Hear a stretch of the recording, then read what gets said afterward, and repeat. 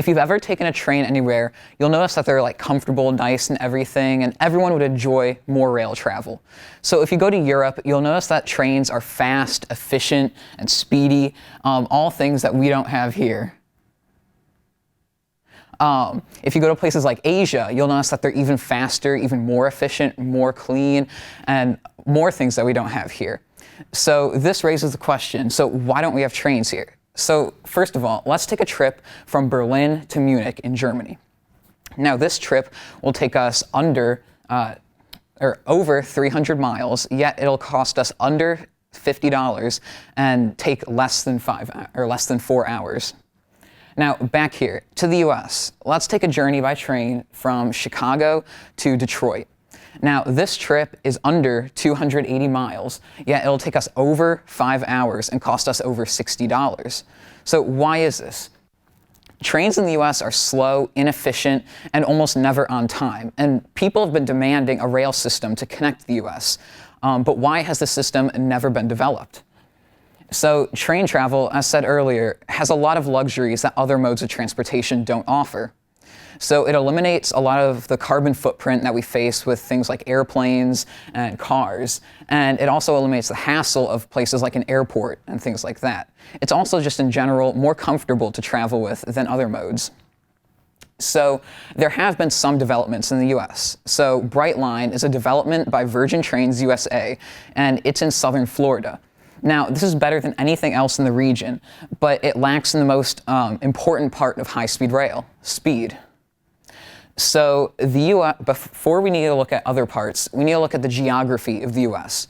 So the US has an average population density of around 92 people per square mile. Not too bad. But let's compare this to other first world countries that have a high-speed rail network already.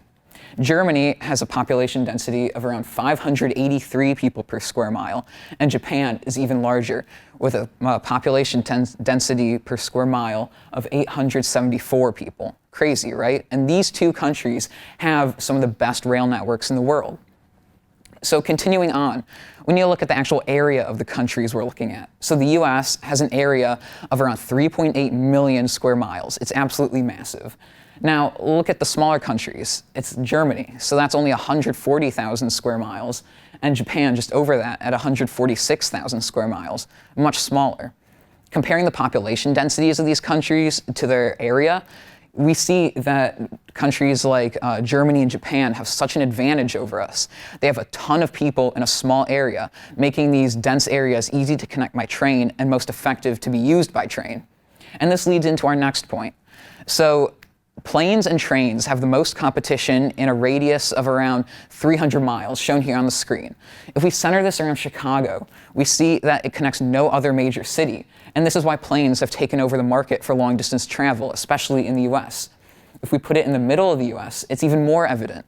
You know, there's no large city in there, but it also connects none others. So yeah, looking at a plane, we see it'll go much faster, much further, and at a much lower rate compared to a train. So there is one exception to this, though, and that is New England. And this is where you'll find the one exception to high-speed rail in North America, the Northeast Corridor. So the Northeast Corridor is a track that runs from Boston to Washington, D.C.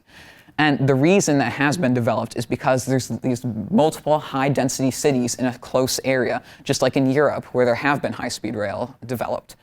So these cities like Philadelphia, New York, all these large cities are connected by this train, and this is the reason that this is the only profitable and fast route in the US. So Amtrak runs their trains through here, and it's actually highly ridden because it connects these large population centers, just as in Europe and Asia.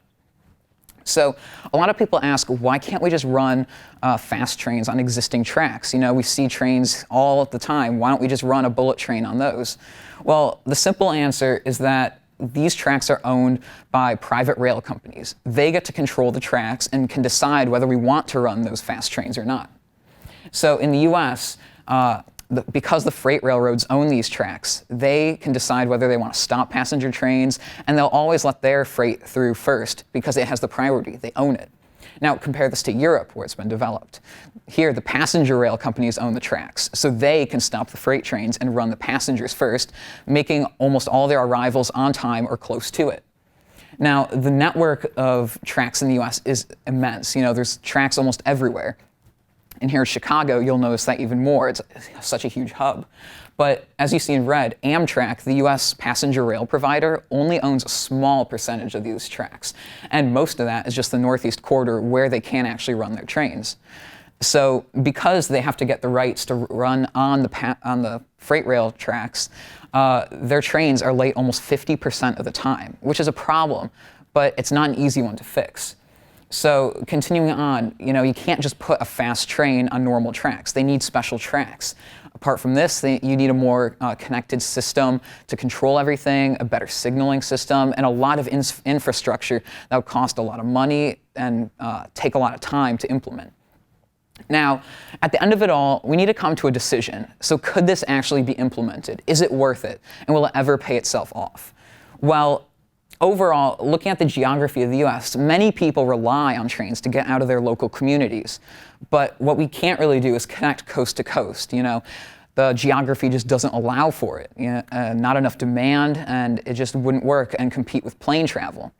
But what we can expect are small developments in the future connecting population centers and high-density areas in their local regions, especially along the coasts and where we see a lot of people. We can expect these in the future, and there have already been developments in many areas. Thank you.